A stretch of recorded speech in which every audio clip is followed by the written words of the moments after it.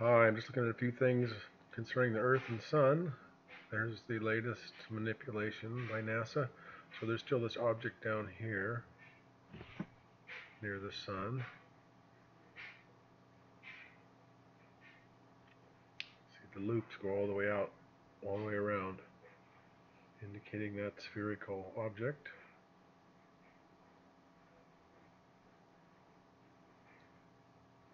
Might be something up here. I'm not going to zoom in on that. Just reconvincing myself for the 100th time that there's something there next to the Sun. Keeping a record. This is 100 frames at 2 frames a second.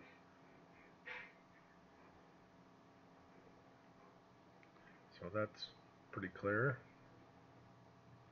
All that energy is going right up there and getting sucked in.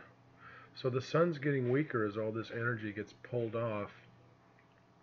And it seems like the solar winds are decreasing to me because they were a lot higher in the past year. I've been doing this for about a year. And here you can see the energy that the less light there is, the less energy there is. So you can see the hole here, and it's getting weaker along this line that it's sucking from, just like it did before. And then we'll go to the Helio viewer and look at this.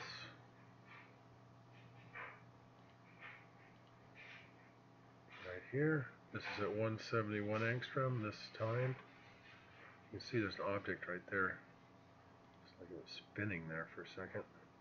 And then there's NASA's adjustments of everything. The whole universe is vibrating according to NASA. But look at that. Look at that. That is just pretty obvious to me.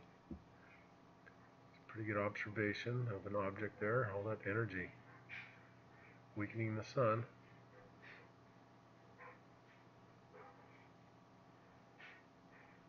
And it looks like it's about that big.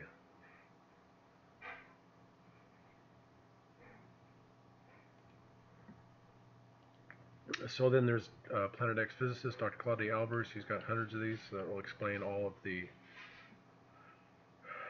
gravitational constant, which is not a gravitational constant, it's a variable anymore due to the energy in objects. But here's one that is interesting in that that is not a condensation trail off an airplane. It's not fuel being dumped. It's smoky. It's chemtrail.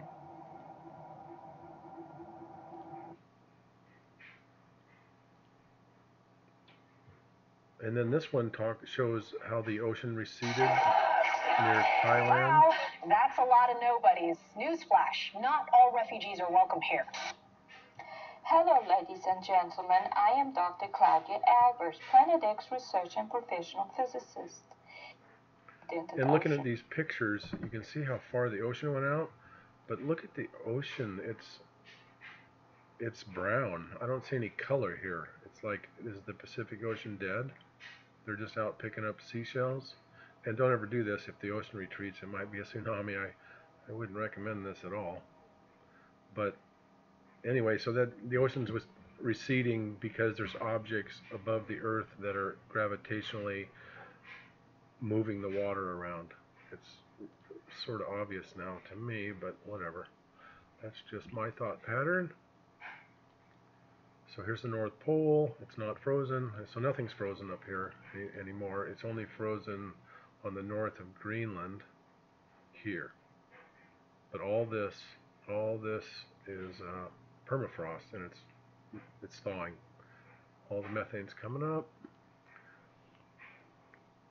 This is Copernicus. It shows methane at the surface, which I'm really interested in this spot right here because there's no industry here.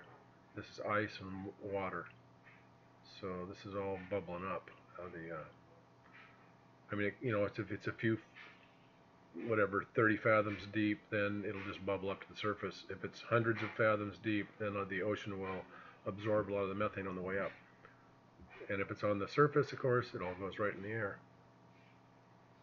But that's interesting to watch.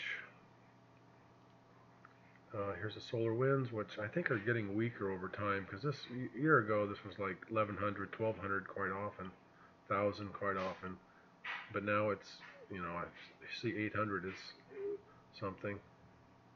So maybe the sun is just getting so weak that the solar wind is becoming less. I'm sort of going with that at the moment.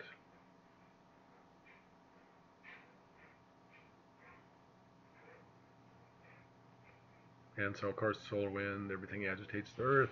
Any objects, if these are indicating objects here, I'm starting to think that too.